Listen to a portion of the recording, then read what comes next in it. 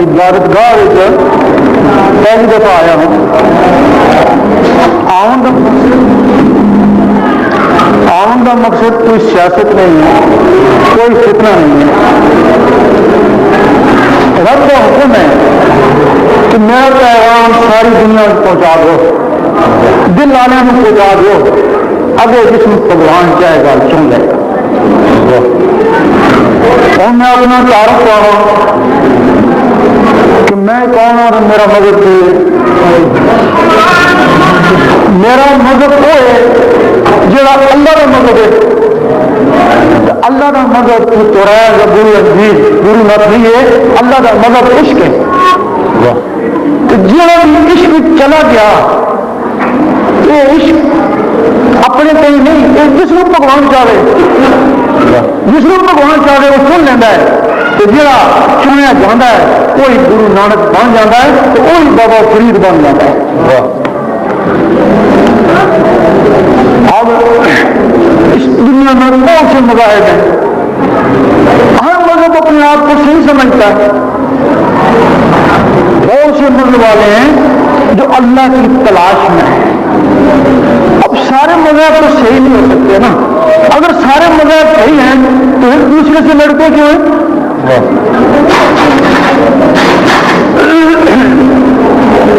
ایک نقطہ پایا ہے جس کی تشریح کرنا ضروری ہے.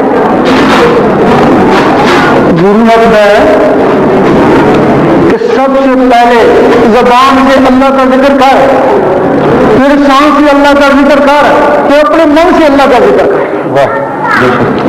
انجیل میں بھی یہی کچھ پایا ہے کہ جب تک رب تیرے اندر نہیں آئے گا تجھے کوئی منظر نہیں ملے گی.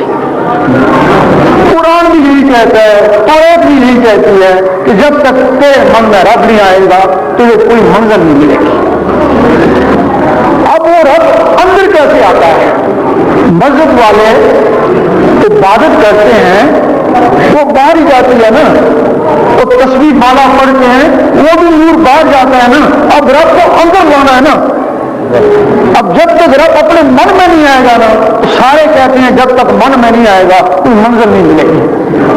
اور یہ طریقہ کسی کو آتا ہے نا کہ رب کو من میں کیسے لایا جاتا ہے.